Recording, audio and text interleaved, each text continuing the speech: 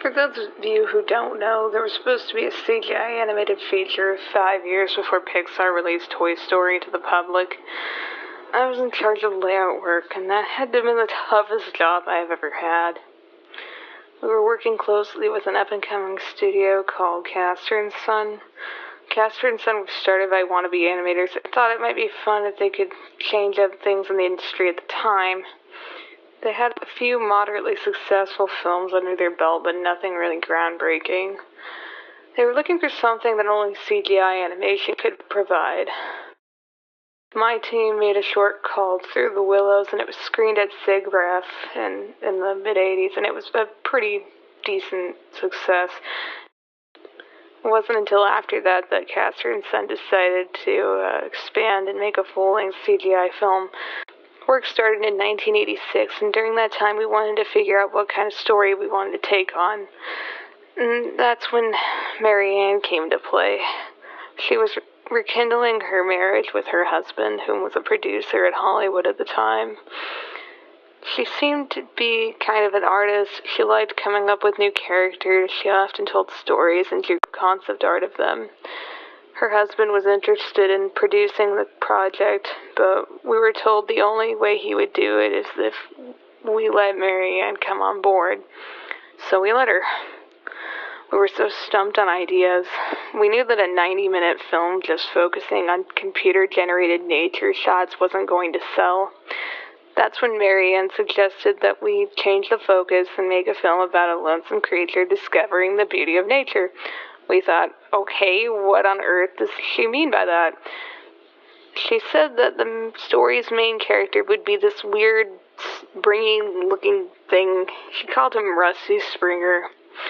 And he seemed to have this sort of cool 90s look that characters like Sonic the Hedgehog had during that time. It was quite popular. Anyway, Rusty was supposed to be an alien that crashes to Earth in the Cretaceous period.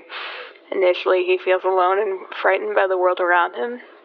He gets chased by a T-Rex and eventually befriends it, and they become best buds, and he decides that fear is what separates us from endless possibilities, and through a variety of brave acts, Rusty unites the dinosaur kingdom by getting everyone to understand each other with peace and love, and let's just say Castor & Son loved the idea. It was then that we realized that Mary Ann was some sort of creative genius. She was very lively and very fun to talk with. She seemed very ecstatic about the project. However, to say she was obsessed was a bit of an understatement. Mary Ann worked day and night and oftentimes slept under her desk in order to work on all aspects of the film. She was enamored with the character of Rusty, and which didn't bother me at first because he was the only speaking character on the film. We didn't have others planned at that time. All of that changed, though, when we hired a screenwriter to work on the film's script. Suddenly, Mary Ann just snapped.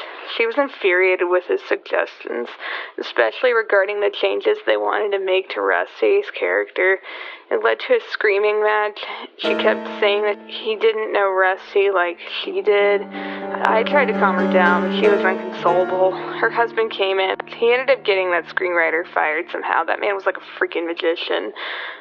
I was just glad the project didn't fall apart. I needed the money, but I couldn't believe how childish Mary Ann was. It only got worse from there. Although I was only in charge of layout work, Mary Ann demanded that we follow her vision exactly because that was how Rusty, a fictional character, keep in mind, would have wanted it. If we even missed the smallest detail, she would chastise us for it. Her relationship with her husband started to derail soon after that. One day he called everyone on the team individually outside the office to meet outside the studio. He asked us about how we felt about Mary Ann, what we thought of her. I responded, "Oh, she's great, but I do believe she takes her creative vision a little too seriously." And that was when he started to openly weep in front of all of us. We were shocked. He then told us more about her problem. He said something like, "She desires him, doesn't she?" And that's when I thought, oh no, who is having an affair with Mary Ann? That's when I asked him, who was he referring to? Who's him? He choked on his spit. He was sobbing like a toddler. His face was red and dripping. Finally, he just let the name out. Rusy Springer. She wants Rusy Springer. Now, this was when we all just sat there stunned. We had no clue where he was going with this. We didn't understand what he meant by this until he started to go down even more personal territory. He told us about how they were about to have sex for the first time in months, and their relationship seemed to be doing fine until she simply said she couldn't do it because of her love for Rusty. It was later that night that he heard her, well, verbally and graphically fantasizing about the character in front of him. She saw the story as an Adam and Eve tale wherein only she could escape. It was a world even a child could understand, and Mary Ann, when it boils down to it, was a child. When that was all said and done, her husband said that it was time for him and Mary Ann to drop the project. He was not only worried about her, but for our safety as well. We didn't argue with him. We just knew that we had to find a way to move on with the project without him. He felt that he needed to help us find a new studio to work in, so he redirected us to a place closer to Anaheim, California. We were excited, so we started to pack up and try to get out there as soon as possible. However, something happened none of us could ever predicted.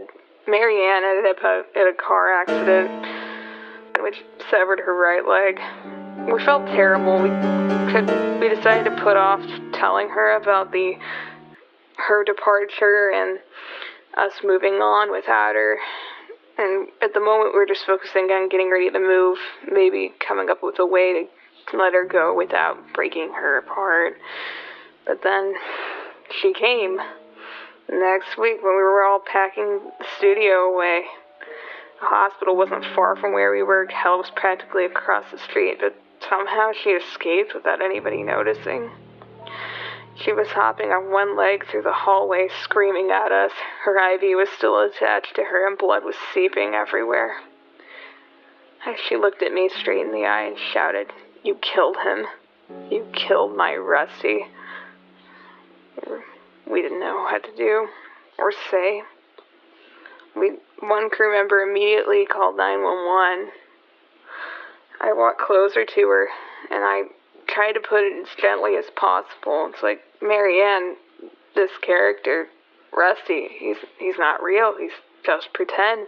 But she wouldn't have it. She just continued to wail incoherently, and that's when an exec from Castor and Son came in. Mary Ann lost consciousness, dropped to the ground, and went into cardiac arrest. She died right in that fucking hallway, and the film was immediately canceled. It was right after that Castor and Son said that they had no interest in making computer animated features. It hurt me, not only to have my career dissolve in seconds, but it hurt me even more to see that woman bleed out in the hallway.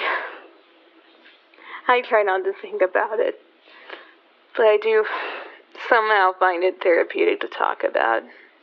I just can't say the same for anyone else involved.